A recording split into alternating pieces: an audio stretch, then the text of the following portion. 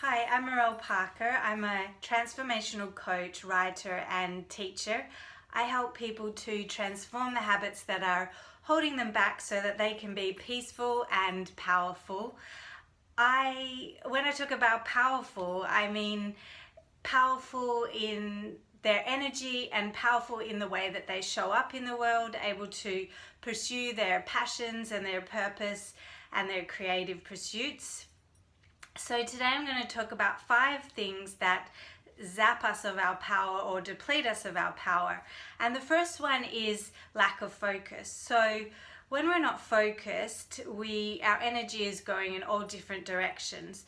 When we're focused, we're like, what is it called? An arrow shooting the target. And the more we can direct our energy into one thing, the more powerful that activity will be.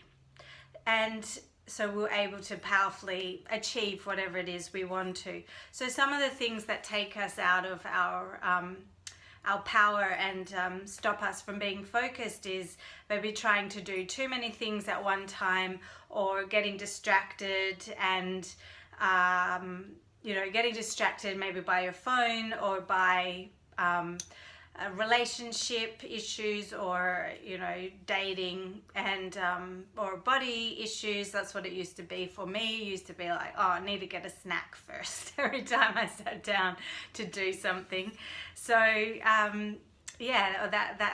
thought of food was always in the back of my mind, or often in the front of my mind. And I thought to myself, what would I think about if I was not spending so much time thinking about the way I looked or the way my body was and wanting to change it? I would have so much more energy for creativity and for other pursuits, and that's how it's been. So lack of focus is the first one. And then the second one is having too much in your head. So constantly carrying around those to-do lists in your head takes up a lot of space and a lot of energy to be thinking about that stuff. So instead, write it out on a list, and you can keep master lists so that you don't have to write things out every day. That's a manifesting technique that I picked up as well, giving you more energy, more space. So you have these lists, weekly lists, daily lists, that these are the things you have to do on certain days, and then you can make your to-do list, as a lot of people do every day. So, and check things off as you go, and that creates a dopamine hit, the pleasure chemical in our body when you check things off, and it adds to your self-image as someone who achieves things. So it all adds to your power. So the other thing that you could do is put alarms on your phone. That's what I do, so that I can remember when to take tablets, when to read certain things that I want to read during the day, and or when to post on social media. That's what I do.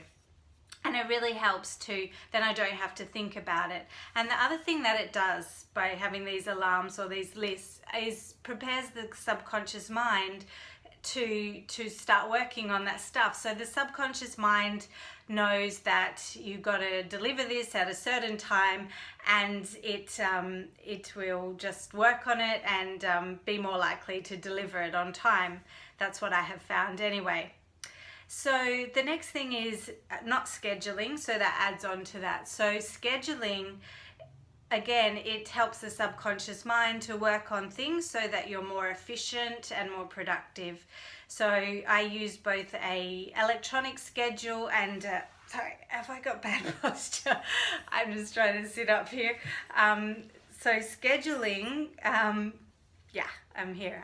Yeah, scheduling helps us to work on things and keeps us really focused as well, and also it keeps us out of overwhelm, so that we know that we don't have to do it all today, that things are going to get done over time, and that gives us power too. So that's number 3. The fourth thing is not feeling our feelings. Okay, this is not a list in like any kind of order, like you have to do these 5 things and then you're going to be powerful. These are 5 of the 40 ways that I have listed out.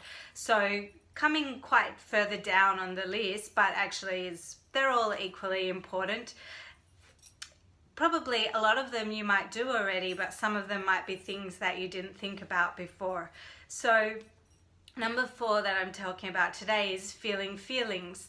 So when we just try to be happy without feeling our feelings, it's like spray painting dog poo, you know? There's still shit inside. It might look gold on the outside and all shiny and sparkly or bright colors, but inside it's still shit.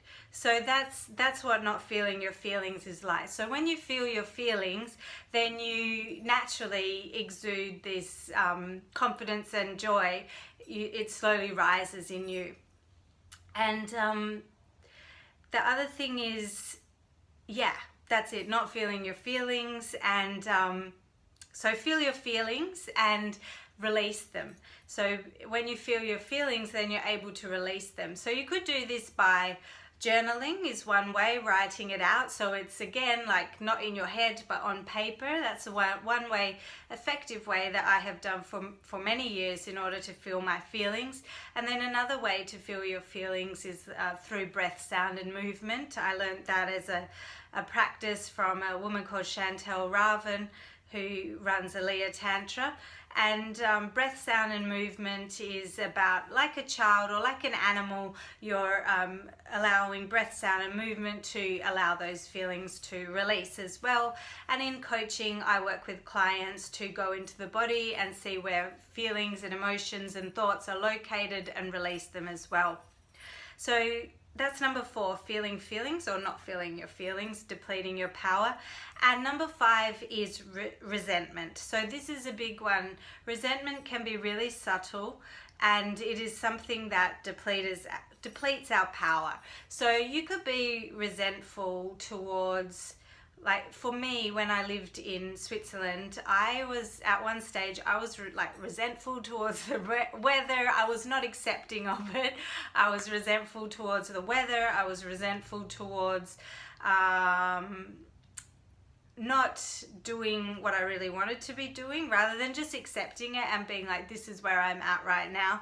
I was, hating on it kind of thing, on the job that I was doing, rather than just being, appreciating that that's where I am right now in my life, and it's not my final destination.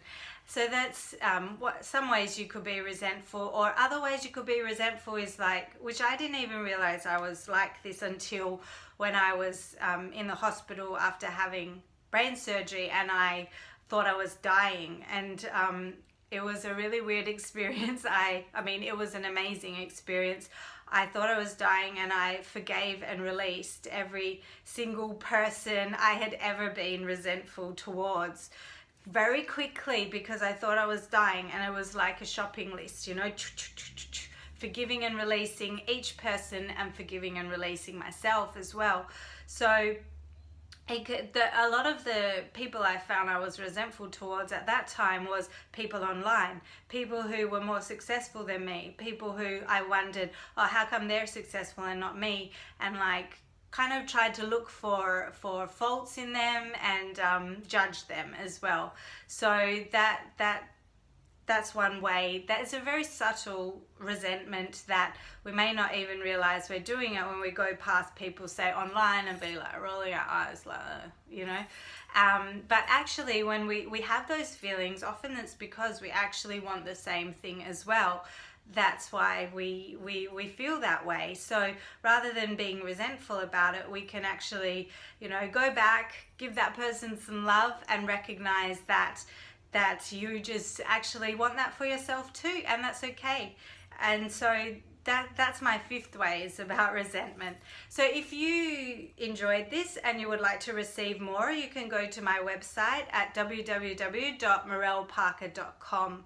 That's MIREILLEPARKER, mirelleparker.com, and you can receive the guide to being powerfully you. So that's 40 ways to master the magical and the everyday, and these 5 are listed there, as well as 35 more. And I chose 40 because I'm 40 now, and so it's a good time to do 40, and I probably could have written more, but as I said, it's not a definitive list, and it's just something maybe you could use as a checklist. I wanted to write it out for myself too, that I could just be like, okay, yeah, I got that, okay, I need to practice this one more. Or maybe there's some things that you never thought about before that will help you to be more magical and more powerful. So I hope you have enjoyed this video. Please like and subscribe if you do, and I will create more. And I have a podcast coming out next week too, so stay tuned for that. Please like and subscribe, or go to my website and let's stay in touch, and I'm happy to be creating so much more to help. Thank you and have a beautiful day. Bye.